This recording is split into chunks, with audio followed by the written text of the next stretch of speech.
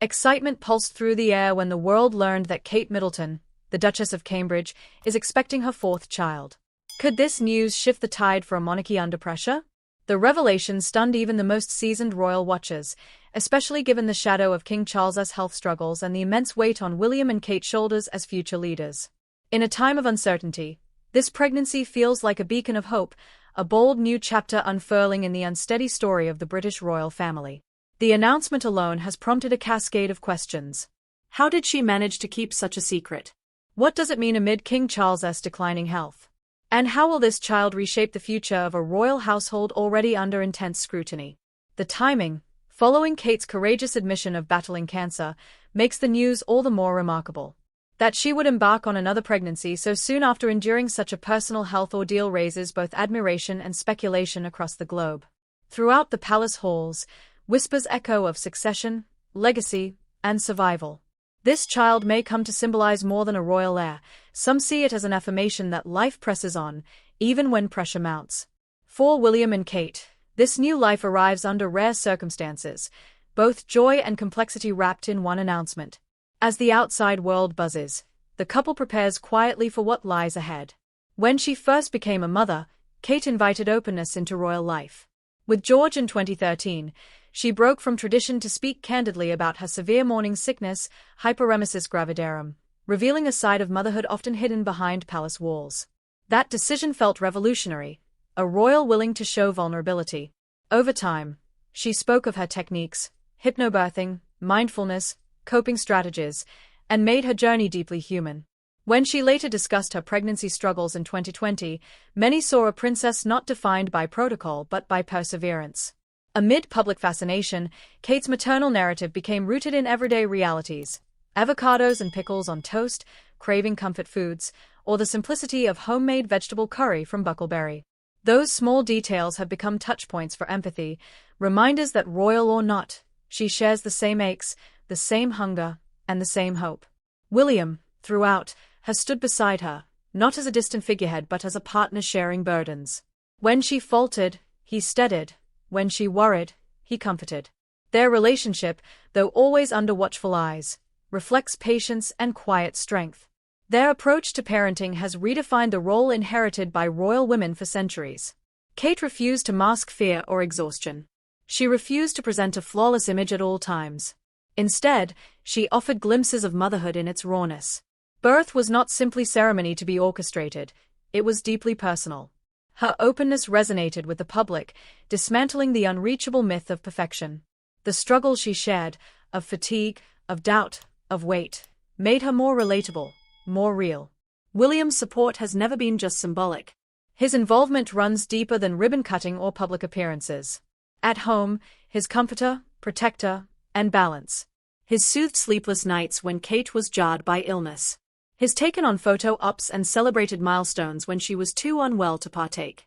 His fatherhood, attentive and kind, offers glimpses of a man committed to more than duty.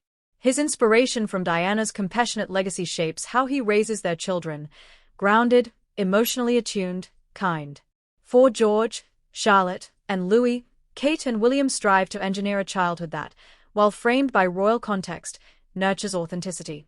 Despite ceremonial obligations, their children hear honest conversations about feelings, see emotional openness modeled at home, and grow under the tenet that titles don't supersede empathy. Occasionally, public snapshots, scrambled hair after volunteering, cricket games in the grounds, hint at life beyond palace walls, but those glimpses are fiercely protected, coddled by layers of privacy. Then came 2024, and the monarchy's equilibrium shattered when Kate announced a cancer diagnosis. Shock rippled across the globe. Her withdrawal from public life was sudden, anxious, and filled with speculation. Rumors of concealment and conspiracy swirled. In the private realm, William bore twin burdens, caring for his ailing father and shielding his wife and children from fear's full force. Kate's parents, Carol and Michael, became essential anchors, giving strength when the royal machine could not. Her return to the public eye, steady, composed, was more than protocol. When she appeared at Trooping the Colour again, the moment felt deeply symbolic. She had survived, and she was present. The crowd's cheers were not just for a princess in poise but for someone who had endured. In subtle gestures between Kate and William, the public sensed a bond forged anew by struggle. Their children, standing nearby, embodied continuity in the face of fragility. But behind that composed face lay nights of whispered fears and steady reassurances. The palace facade isolated the family, even as scrutiny bore inward. Kate and William confronted these challenges in the hush of private corridors. Their union was tested. Their love deepened under strain. William pulled back from public roles to prioritize intimacy, to protect his children from the heavy toll of public life. Every small act, a quiet walk, a bedtime reading, a reassuring touch, became lifelines in a storm of demands. Even as the public cheered her return, Kate's re-emergence was intentional, not grand, but meaningful. Her appearances at Wimbledon, veterans' ceremonies, Christmas services signaled a careful resurgence.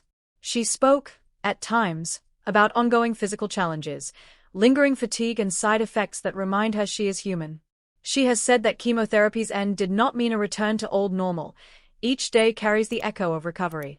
Yet she moved forward, carefully, with purpose. Her personal journey now intersects with her royal role.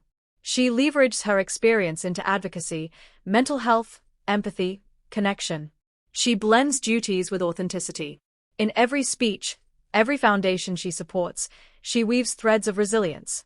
That makes the announcement of her fourth pregnancy in 2025 far more than news. It is a punctuation mark in an evolving narrative of survival and renewal. The months ahead will be laden with significance, not just for a family but for an institution. This pregnancy carries with it the delicate weight of what the monarchy might become. Speculation swirls. Will this child be a boy or girl? How will William and Kate adapt to 4 young lives under royal demand? But beyond gender or titles lies something deeper.